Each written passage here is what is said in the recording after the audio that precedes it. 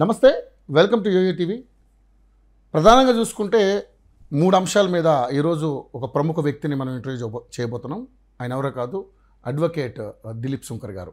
ఆయన చాలా బిజీగా ఉన్నప్పటికీ కూడా కొన్ని ఏదైతే సబ్జెక్టుల మీద ఆయన చాలా అనర్గళంగా మాట్లాడగలరు, దానికి సంబంధించినటువంటి మంచి ఫుటేజ్ని మనకి ఇవ్వగలరు. సో ముఖ్యంగా చూసుకుంటే ఇప్పుడు తిరుపతి లడ్డు మీద జరుగుతున్నటువంటి రచ్చ అంతా ఇంత కాదు. ఆ లడ్డూలో పవిత్రమైనటువంటి శ్రీ కలియుగ దైవమైనటువంటి వెంకటేశ్వర స్వామి గారి యొక్క లడ్డు విషయంలో దాంట్లో కొన్ని కొవ్వు పదార్థాలు, జంతువులకు సంబంధించినటువంటి కొవ్వు పదార్థాలు కలిపి ఈరోజు ప్రసాదాలుగా పంచిపెడుతున్నటువంటి అంశాన్ని చాలా పెద్ద ఇష్యూగా చూస్తున్నాం. అదేవిధంగా జానీ మాస్టర్ యొక్క ఇష్యూ కూడా చాలా పెద్ద ఇష్యూగా నడుస్తూ ఉంది. ఎందుకంటే ఒక మైనర్ బాలిక ఏదైతే సహచరణ అయినటువంటి డ్యాన్సరు తన మీద సెక్సువల్ హరాస్మెంట్ కేసు పెట్టడం, రకరకాల ఇష్యూస్ నడుస్తూ ఉన్నాయి. సో ముఖ్యంగా చూసుకుంటే ఇప్పుడు దేశంలో కూడా జమిలీ ఎన్నికల హడావుడి కూడా నడుస్తూ ఉంది. ఈ 3 అంశాల మీద దిలీప్ శంకర్ గారిని అడిగి అనేక విషయాలు తెలుసుకునే ప్రయత్నం చేద్దాం. శంకర్ గారు నమస్తే. నమస్తే అన్నగారు, చాలా రోజులు తరచు కలిసాం, మీరు కూడా ఫుల్ బిజీగా ఉన్నారు. ఢిల్లీ టు హైదరాబాద్. సో ముఖ్యంగా చూసుకుంటే ఈ తిరుపతి లడ్డు ఇష్యూ చాలా పెద్ద ఇష్యూగా మారిపోయింది. నిజంగానే పవిత్రమైనటువంటి కలియుగ దైవమైనటువంటి శ్రీ వెంకటేశ్వర స్వామి వారి యొక్క లడ్డు ప్రసాదాల్లో కూడా ఇలాంటి దారుణమైనటువంటి అంశాలు మనం చూస్తున్నామంటే, గతంలో ఫుడ్ విషయంలో చూసాం, అక్కడ జరిగినట్టు టికెట్ల అమ్మకాల విషయంలో చూసాం. ఇప్పుడు లడ్డు దాకా వచ్చేసింది. లడ్డు ఇదివరకు సైజు వేరు, ఇప్పుడున్న సైజు వేరు. అది కూడా నాణ్యమైనటువంటి లడ్డు కాదు. గతంలో లడ్డు ఒక వారం రోజులైనా అలాగే గుమగుమలాడుతూ ఉండేది. ఇప్పుడు మొత్తం 2వ రోజుకే పాచిపోయిన వాసన వస్తుంది. సో ఏంటి అసలు నిజంగానే ఆ లడ్డు విషయంలో జరుగుతున్నటువంటి అంశాలు ఏంటి? నిజంగా ఒక రకంగా దురదృష్టకరమైనటువంటి అంశం అంటే, ఎందుకంటే ప్రసాదం అనేటువంటిది మనిషికి ఒక పునర్జన్మ భావాన్ని కలిగిస్తుంది. భక్తి పారవస్యంతో పాటు తమ పాపాలకి ప్రాయశ్చిత్తం దొరికింది అనుకుంటారు. ఎన్నో వ్యయ ప్రయాసాలకు ఓర్చి కాలినడకన వెళ్ళేటువంటి భక్తులైతేనే, లేకపోతే వాళ్ళకు ఉన్నటువంటి ఇతర ప్రయాణ సాధనాల ద్వారా వెళ్ళేటువంటి వ్యక్తులైతేనే, వీరందరికీ కూడా తిరుపతి లడ్డు అనేటువంటిది చేతిలో పడ్డప్పుడు స్వామివారిని నోషం చూసినటువంటి భావన 100 గంటలు చూసినటువంటి ఆలోచన కలుగుతుంది. అట్లాంటి ఒక లడ్డు చుట్టూ రాజకీయం చోటు చేసుకోవడం నిజంగా దురదృష్టకరం అండి. ఎందుకంటే మనందరం కూడా తిరుపతి లడ్డు ప్రియులమే కాదు, ఎంతో ఆసక్తిగా ఎవరన్నా ఒక ₹1,00,000 పెన్ను మనకి ఇస్తారంటే కూడా ఒక 2 లడ్డూలు పట్టుకొచ్చారంటే అదే ఎక్కువ గిఫ్ట్గా భావిస్తాం. అలాంటిది ఈరోజు లడ్డు చూస్తే నిజంగా వేరే వ్యర్థ పదార్థాలు కలిసినాయా, నిజంగా జంతువులకు సంబంధించినటువంటి కొవ్వు పదార్థాలు అడల్టరేషన్ కోసం, కృత్రిమమైనటువంటి నెయ్యి తయారు చేయడం కోసం కలిపారా అనేటువంటి భేద భావన మనకు వచ్చేటువంటి పరిస్థితి వచ్చింది. అంటే ఇది సరైనటువంటి విధానం కాదు. కాబట్టి ప్రభుత్వం తక్షణమే అసలు ఆ క్యాఫ్ రిపోర్ట్ అనేటువంటిది మరింత స్పెసిఫిక్గా, ఎందుకంటే ఇప్పుడు దాకా టీడీపీ పార్టీకి సంబంధించినటువంటి ప్రతినిధులు చూపెడుతున్నటువంటి దానిలో కింద 7 పాయింట్స్లో అది ఏ విధమైన ఆయిల్ అయినా అవ్వచ్చు.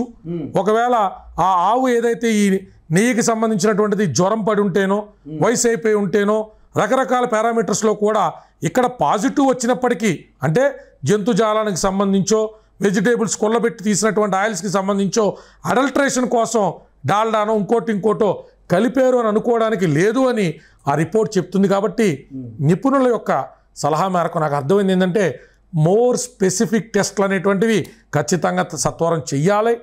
నిందితుల్ని ఎవరనేటువంటిది పట్టుకోవాలి. ఈ 3 శాంపుల్స్ అనేటువంటిది కొన్ని సంవత్సరాలుగా జరుగుతున్నదిగా.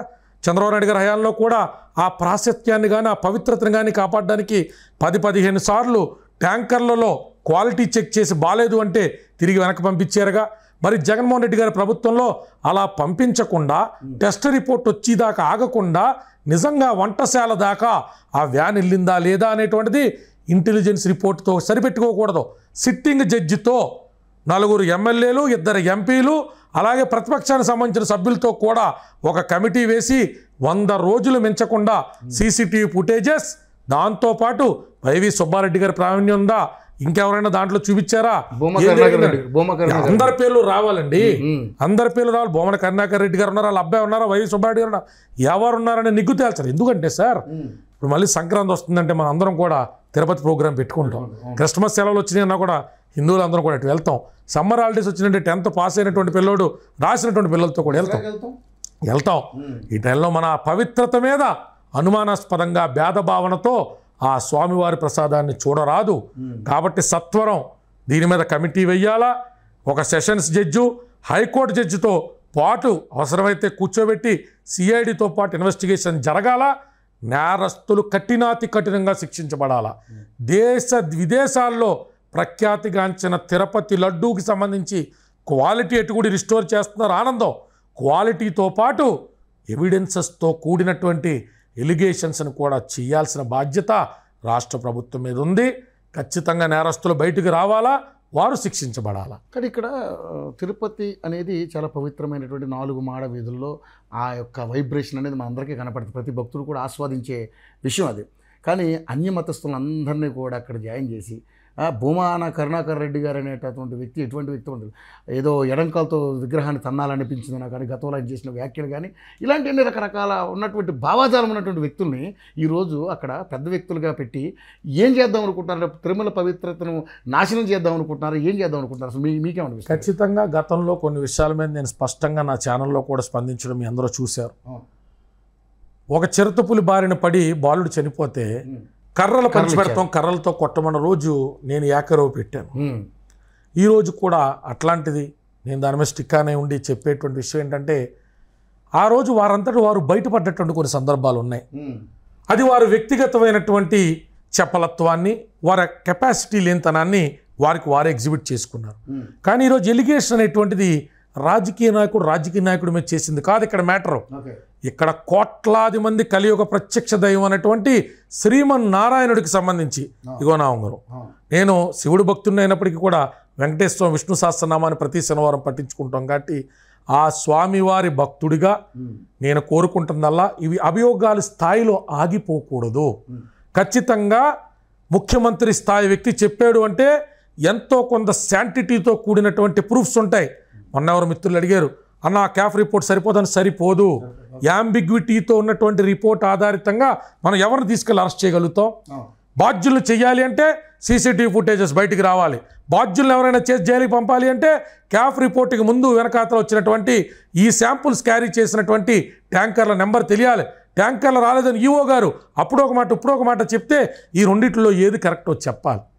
ఇక్కడ వారిద్దరూ కొట్టుకు సానవడం మనకు అనవసరం. భక్తులుగా మన ప్రసాదంలో జంతువులకి సంబంధించినటువంటి కొవ్వు పదార్థాలు కలపలేదు, లేదా కలిపి ఉంటే వాళ్ళు ఎవరా నిందితులైనటువంటి సంగతి న్యాయస్థానాల ముందు నుంచోపెట్టిన రోజు మాత్రమే ఆ ప్రభుత్వాలు సరైనటువంటి బాధ్యత నిర్వర్తించినట్టు. అన్నప్రసాదాలు కూడా చాలా క్వాలిటీ తగ్గిపోయినాయని మీలాంటి ఒక మంచి ఆదర్శ భావాలు ఉన్నటువంటి వ్యక్తి రాధా మనోహర్ దాస్ గారు అంటే ఆయన తిరుపతికి రానివ్వకుండా నేను వ్యక్తిగతంగా మాట్లాడాను 2-3 సార్లు. రాధా మనోహర్ దాస్ గారితో మాడాను. ఆయన తిరుపతికి రానివ్వద్దు అన్నంత విషయంలో నేను కోర్టుకు కూడా వెళ్తానని చెప్పాను. రాధా మనోహర్ దాస్ గారు కూడా 2-3 ఇంటర్వ్యూల విషయాన్ని చెప్పారు. నాకు ఆయన అంటే వ్యక్తిగతంగా అభిమానం ఉంది. రాధా మనోహర్ దాస్ గారిని 1-2 సందర్భాల్లో ఎయిర్పోర్ట్లో కూడా కలిశాను. ఆయన చేసిన పోరాటం అసామాన్యమైనది గత ప్రభుత్వం మీద. ఆయన్ని నిర్బంధించడానికి ప్రయత్నం చేయడమో, నిషేధించడానికి ప్రయత్నం చేయడమో అమానవీయమైనటువంటి చర్య కింద నేను నోటీస్ కూడా పంపుతానని చెప్పడం జరిగింది. ఆయన చాలా సంతోషించారు. అన్నప్రసాదాల విషయంలో క్వాలిటీ కంటే కూడా వ్యవహారం అనేటువంటిది, అంటే అక్కడ అడ్మినిస్ట్రేషన్ అనేటువంటిది గతంలో సంతృప్తికరంగా లేదు.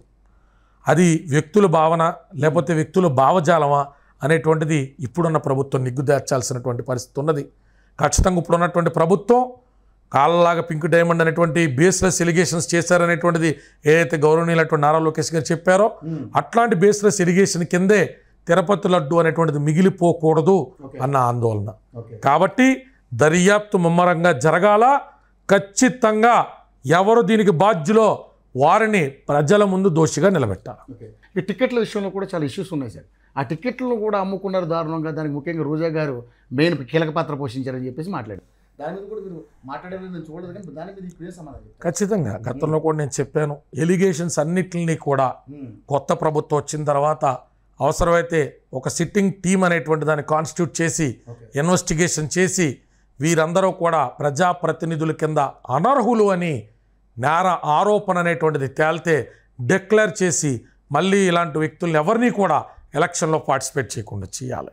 అయితే ఇక్కడ ఇన్వెస్టిగేషన్ అనేటువంటిది జరగకుండా, ఆధారభూతమైనటువంటి అభియోగాలు చేయకుండా, అర్ధరహితంగా అభియోగాలు మాత్రమే రాజకీయ కోణంలో చేసేవు అంటే మనం ఎంత ఏకరవ పెట్టినా ప్రజల నుంచి వారికి వచ్చే మద్దతును ఆపలేం. రోజా గారి మీద వ్యక్తిగతంగా మనం విమర్శ చేసేయచ్చు, కానీ ఆధారాలు చూపించకపోతే మనం ఆ బాస్ ఫాలో అవుతాం. కాబట్టి రాజకీయపరమైన విమర్శ నిజంగానే ప్రజా ప్రాతినిధ్యాన్ని గౌరవాన్ని వీరు తాకట్టు పెట్టారా అన్నది న్యాయస్థానాల్లో తేరాలా. అలాగే దర్యాప్తు సంస్థలు కూడా అలసత్వం చూపించకుండా ముమ్మరం చెయ్యాలా. ఎలిగేషన్స్ అన్ని మనం చూడగా ఎన్ని రాజకీయ విమర్శలు అనుకునే స్థాయి రాకూడదు. ఆల్రెడీ రాజకీయాలకు విలువ తగ్గిపోతుంది. ఎంక్వైరీ ఉండాలి. సో ఖచ్చితమైన ఎంక్వైరీ ఉండాలా. ఇది బేస్లెస్ ఎలిగేషన్ కాదు, ఇది బేస్ఫుల్గా ఉంది. కొరాబరేట్ ఎవిడెన్స్, డైరెక్ట్ ఎవిడెన్సెస్ దీంట్లో ఉన్నాయి. చూడండి, కోర్టు సబ్మిట్ చేసామని ప్రజాక్షేత్రంలో వాళ్ళని దోషులుగా నుంచోబెట్టాలి. అది నా అభిప్రాయం సార్. రాజకీయ విమర్శలు అంటే పొద్దున్న లేస్తే మనం చూస్తూనే ఉంటాం. వాళ్ళు వీళ్ళంటారు, వీళ్ళు అంటారు. తద్వారా ప్రజలకు ఒరిగింది ఏంటి? నాణ్యమైనటువంటి పరిపాలన పక్కన పెట్టండి, నాణ్యమైనటువంటి ఆరోగ్యాన్ని పక్కన పెట్టండి, నాణ్యమైనటువంటి ఆహారాన్ని పక్కన పెట్టండి. కనీసం మన కర్మలు ఎంత ఉన్నా, ప్రభుత్వాలు ఎలాగున్నా, భగవంతుడి సన్నిధానంలో అయినా సేద దేవదాం అనుకునేటువంటి భక్తులకి ఇంత పెద్ద గుండెపోటు కలిగించేటువంటి పిడుగులాంటి వార్తను తీసుకురావడం అంటే ఆషామాషి విషయం అనుకున్నారా? ఎంతమంది భక్తులు తిరుమలలో ఈరోజు ఆందోళన చెందుతూ ఉంటారు. ఆ మహాప్రసాదాన్ని తీసుకున్నామని ఆనందపడాలా, అనుమానపడాలా అనేటువంటి సందిగ్ధత అనేటువంటిది ఎంత పెద్ద కర్మ అండి. అలాంటి కర్మ నుంచి సత్వరం తప్పించాల్సిన బాధ్యత గౌరవ ముఖ్యమంత్రి వర్యులు నారా చంద్రబాబు నాయుడు గారి మీద, నారా లోకేష్ గారి మీద, కూటమి ప్రభుత్వం ఉన్నటువంటి పెద్దల మీద ఉంది. చేస్తారని నమ్ముతున్నాం. దోషుల్ని ప్రజల ముందు నిలబడతారని, మన పవిత్రతకు భంగం వాటిల్లకుండా శాశ్వతమైనటువంటి చర్యలు తీసుకుంటారని మనస్ఫూర్తిగా నమ్ముతున్నాను సార్.